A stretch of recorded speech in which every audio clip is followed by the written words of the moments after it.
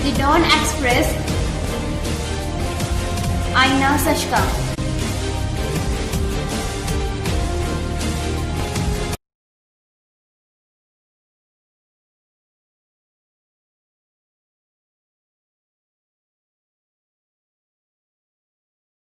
नमस्कार, the don express में आपका स्वागत है। आशा है आप सभी सुखी व स्वस्थ होंगे। आज हम कुछ महत्वपूर्ण विषयों पर बात करने जा रहे हैं। आशा है आप सभी इस ओर अवश्य ध्यान देंगे। कोरोना संक्रमण के चलते माता वैष्णो देवी की यात्रा से वंचित श्रद्धालुओं को अब स्पीड पोस्ट से घर बैठे प्रसाद मिलेगा। श्री माता वैष्णो देवी श्राइन बोर्ड के मुख्य कार्यकारी अधिकारी रमेश कुमार और डाक सेवाएं विभाग के निर्देशक गौरव श्रीवास्तव ने एक समझौते पर हस्ताक्षर कर सेवा लॉन्च की। श्रद्धालु यात्रा नहीं कर पाने की सूरत में वेबसाइट और फोन नंबर पर कॉल कर प्रसाद की बुकिंग करवा सकते हैं। बोर्ड के अनुसार यह सेवा नो लॉस कर दी जाएगी। श्राइन बोर्ड ने 3 अलग अलग श्रेणी का प्रसाद लॉन्च किया है। श्राइन बोर्ड के सीईओ ने बताया कि 16 अगस्त से यात्रा फिर से शुरू की गई है। भवन में स्थित यज्ञशाला में हवन और पूजा के लिए भी श्रद्धालुओं को अनुमति दी गई है। हेलीकॉप्टर, बैटरी चालित कार और भवन से भैरव मंदिर तक रोपवे सेवाएं चलाई जा चुकी हैं। श्राइन बोर्ड ने प्रसाद बुकिंग के लिए 9906019475 फोन नंबर जारी किया है। इसी तरह से श्राइन बोर्ड की आधिकारिक वेबसाइट www.matavaishnodevi.org पर भी बुकिंग करवाई जा सकेगी। वहीं दूसरी ओर प्रधानमंत्री नरेंद्र मोदी ने रविवार को मन की बात करते हुए विद्यार्थियों को एक नया टास्क दिया।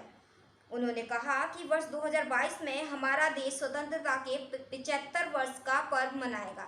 स्कूल के विद्यार्थी ठान सकते हैं कि वो आज़ादी के 75वें वर्ष में अपने क्षेत्र के आज़ादी के 75 नायकों पर कविताएं और नाट्य कथाएं लिखेंगे। आज़ादी के 75 वर्ष में ऐसे महान नायकों को याद करना ही सच्ची श्रद्धांजलि होगी। प्रधानमंत्री नरेंद्र मोदी ने कहा कि स्वतंत्रता के पहले अनेक वर्षों तक देश का कोई कोना नहीं था जहां आज़ादी के मतवालों ने अपने प्राण न्यौछावर ना किए हों, अपना सर्वस्व त्याग ना दिया हो। यह बहुत आवश्यक है कि हमारी आज की पीढ़ी, हमारे विद्यार्थी आज़ादी की जंग के हमारे देश के नायकों से परिचित रहे। आज़ादी के 75 वर्ष में उन्हें याद करेंगे तो उनको सच्ची श्रद्धांजलि होगी। प्रधानमंत्री ने कहा कि अपने जिले में, अपने क्षेत्र में आज़ादी के आंदोलन के समय हुआ, कैसा हुआ, कौन शहीद हुआ, कौन कितने समय तक के लिए जेल में रहा, यह बातें हमारे विद्यार्थी जानेंगे तो उनके व्यक्तित्व में भी इसका प्रभाव दिखेगा। इसके लिए बहुत से काम किए जा सकते हैं। प्रधानमंत्री ने शिक्षकों से अपील करते हुए कहा, आप जिस जिले में हैं वहाँ शताब्दियों तक आज़ादी की जो जंग चली, उन जंग में वहाँ कोई घटनाएं घटी हैं क्या, इसे लेकर विद्यार्थियों से रिसर्च करवाई जा सकती है।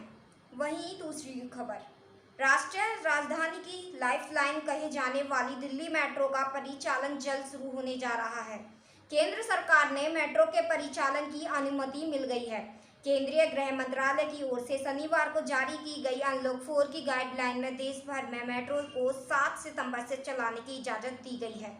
गाइडलाइन में कहा गया है कि चरणबद्ध तरीके से मेट्रो सेवाएं शुरू की जाएंगी। गाइडलाइन के जारी होने के बाद दिल्ली मेट्रो रेल कॉरपोरेशन ने भी 7 सितंबर में मेट्रो सेवा शुरू करने की घोषणा कर दी है। डीएमआरसी के कार्यकारी निर्देशक अनुज दयाल ने एक बयान में कहा कि गृह मंत्रालय की ओर से जारी की गई अनलॉक 4 की नवीनतम गाइडलाइंस के अनुसार दिल्ली मेट्रो 7 सितंबर से अपनी सेवाओं को सार्वजनिक रूप से फिर से शुरू कर देगी। अगले कुछ दिनों में आवास और शहरी मामलों के मंत्रालय द्वारा मेट्रो पर विस्तृत एसओपी जारी किए जाने के बाद मेट्रो के कामकाज और आम जनता पर इसके उपयोग के बारे में अधिक जानकारी साझा की जाएगी। इधर दिल्ली के मुख्यमंत्री अरविंद केजरीवाल ने मेट्रो सेवाएं शुरू करने के केंद्र सरकार के फैसले पर खुशी जताई। उन्होंने ट्वीट कर कहा कि मुझे खुशी है कि मेट्रो को चरणबद्ध तरीके से 7 सितंबर से शुरू करने की अनुमति दी गई है। वहीं पश्चिम बंगाल की ममता बनर्जी सरकार ने रेलवे बोर्ड को पत्र लिखकर मेट्रो और लोकल ट्रेन सेवाओं को सीमित तरीके से चलाने को कहा है। हालांकि सरकार ने कहा कि इसके लिए सभी स्वास्थ्य सुरक्षा नियमों और प्रोटोकॉल का पालन किया जाए।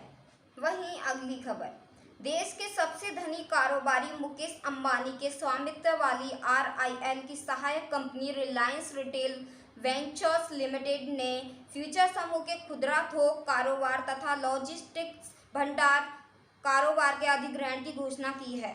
इस सौदे के जरिए रिलायंस रिटेल का अधिग्रहण करेगी, जो बिग बाजार की मालिक है।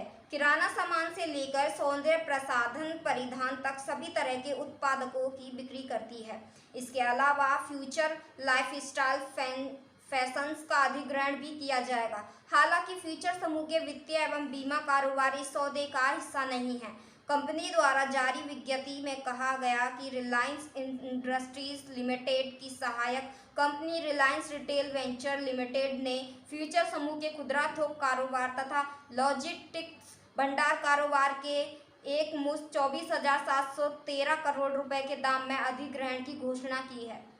वहीं आगे कोविड-19 महामारी के बीच एहतियात के तौर पर बृहन मुंबई नगर निगम बीएमसी ने शुक्रवार को आवासीय बिल्डिंग प्रभुकुंज को सील कर दिया। इस बिल्डिंग में मशहूर सिंगर लता मंगेशकर अपने परिवार के साथ रहती हैं।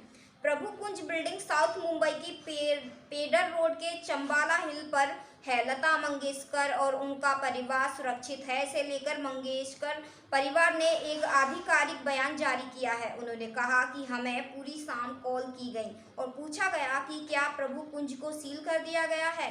बीएमसी ने कोविड-19 के बीच एहतियात के तौर पर बिल्डिंग सोसाइटी को सील कर दिया है, क्योंकि हमारे घर और बिल्डिंग में वरिष्ठ लोग रहते हैं। इसी के चलते इन सावधानियों को बरतना अनिवार्य है। यहाँ तक कि हमारे गणेश उत्सव को हमने इस बार एक सरल पारिवारिक कार्यक्रम के तौर पर मनाया था, ताकि सोशल डिस्टेंसिंग का पालन किया जा सके। इसके बाद बयान में आगे कहा गया कि कृपया हमारे परिवार के सदस्यों के स्वास्थ्य पर विशेष रूप से किसी भी प्रकार की प्रतिक्रिया ना दें। हम एक समाज के रूप में विशेष रूप से सभी वरिष्ठ लोगों की भलाई और सुरक्षा सुनिश्चित करने के लिए अत्यधिक सावधानी, देखभाल और सहयोग कर रहे हैं। साथ ही साथ अन्य सभी सदस्य भी अपने पूरा सहयोग दे रहे हैं। भगवान की कृपा और इतने सारे लोगों की प्रार्थना से परिवार सुरक्षित है। वहीं अगली खबर, कोरोना संक्रमण से बचाव एवं रोकथाम के मद्देनजर उत्तराखंड में दूसरे राज्यों से लोगों के आने पर पाबंदी शनिवार से खत्म कर दी गई है। पहले रोजाना 2000 लोगों को राज्य में प्रवेश देने की लिमिट निर्धारित थी। हालांकि राज्य में प्रवेश करने वालों के लिए ई पंजीकरण कराना और 72 घंटे के भीतर की अवधि में जारी कोरोना नेगेटिव की रिपोर्ट देना अनिवार्य रहेगा। राज्य के आपदा प्रबंधन एवं पुनर्वास विभाग के सचिव एस.ए. मेरुगेशन के अनुसार केंद्रीय गृह मंत्रालय के निर्देशों के मद्देनजर उपरोक्त कदम उठाया गया। अब उत्तराखंड में आवाजाही के लिए राज्य सरकार या जिला प्रशासन से कोई अनुमति लेने की जरूरत नहीं है। उन्होंने इस संबंध में शासन के आला अधिकारियों के साथ दोनों मंडलायुक्तों, जिलाधिकारियों व पुलिस अधीक्षकों को आदेश जारी किए हैं।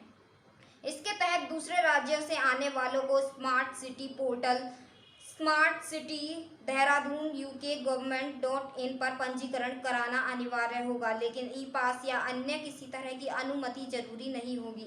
पंजीकरण में मांगे गए दस्तावेजों का सत्यापन बॉर्डर की चेक पोस्ट पर किया जाएगा। पंजीकरण की अनिवार्यता इसीलिए रखी गई है ताकि इस राज्य में आने वाला कोई व्यक्ति कोरोना संक्रमित होता है तो उसकी कॉन्टैक्ट ट्रेसिंग में दिक्कत ना हो। अब रुक करते हैं अगली खबर की ओर। लॉकडाउन के बाद अनलॉक के दौरान सब्जियों के दामों में बेतहाशा बढ़ोतरी देखने को मिल रही है। कोविड-19 का असर सबसे ज़्यादा सब्जियों की कीमतों पर ही पड़ता दिख रहा है।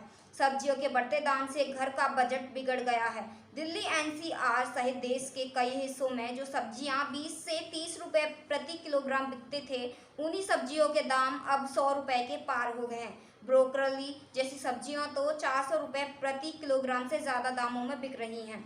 सब्जियों के बढ़ते दाम से सभी वर्गों के लोग परेशान हैं।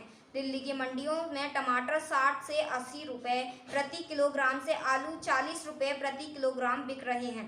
गाजीपुर मंडी में धनिया 200 रुपए प्रति किलोग्राम और लहसुन 150 रुपए प्रति किलोग्राम तक पहुंच चुकी है। वहीं मिर्च 100 से 150 रुपए प्रति किलोग्राम बिक रही है। बैंगन, भिंडी और प्याज के दामों में भी काफ़ी बढ़ोतरी हुई है। बता दें कि निम्न और मध्य वर्गीय परिवार अपनी आमदनी के मुताबिक रसोई का बजट तय करते हैं। लॉकडाउन खुलने के बाद से ही सब्जियों के दामों में लगातार तेजी आ रही है।